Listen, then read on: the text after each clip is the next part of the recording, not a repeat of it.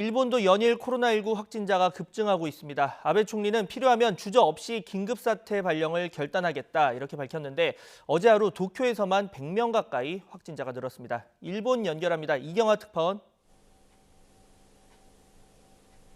네, 도쿄입니다. 네, 그동안 아베 총리 긴급사태에 대해서 아직 그럴 단계가 아니다 이렇게 계속 강조를 해왔는데 입장이 바뀐 겁니까?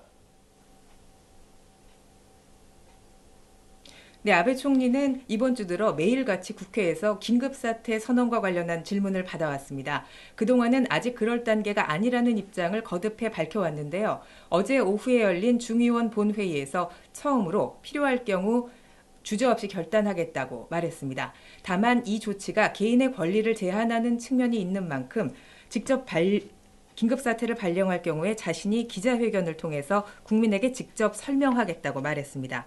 긴급사태 선언을 촉구하는 목소리는 이번 주 들어 곳곳에서 이어졌습니다. 일본 의사회를 비롯해서 오사카 등 지자체 또 경제단체에서도 빨리 결정하고 대응 체제를 강화해야 한다는 입장을 밝혀왔는데요.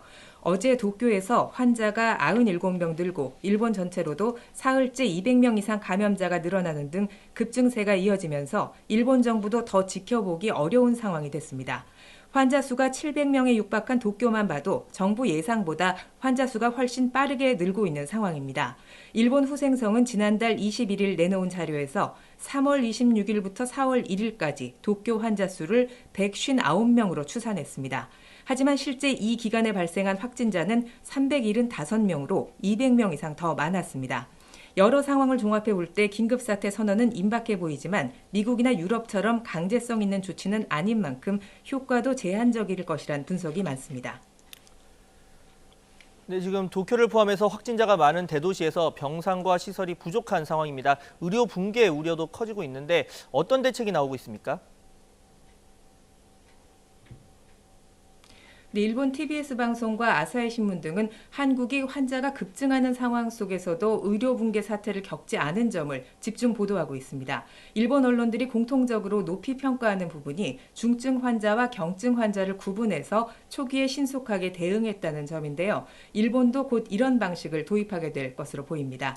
도쿄와 오사카는 지자체 차원에서 증세가 가벼운 환자를 호텔 등 숙박시설과 집으로 옮겨 치료받게 하는 방안을 추진하고 있습니다. 일본은 법률상 가벼운 증세의 감염증 환자도 모두 입원 치료를 원칙으로 하고 있기 때문에 환자 수만큼 병상이 필요합니다. 도쿄의 경우 현재 확보한 병상 700개 중에서 600여 개를 이미 쓰고 있기 때문에 오늘 환자가 100명 이상 나오면 당장 보낼 곳이 부족해집니다. 이런 현실적인 문제 때문에 병원은 중증 환자 중심으로 운영하는 쪽으로 의료 체계를 바꿔야 할 필요성이 생긴 건데요.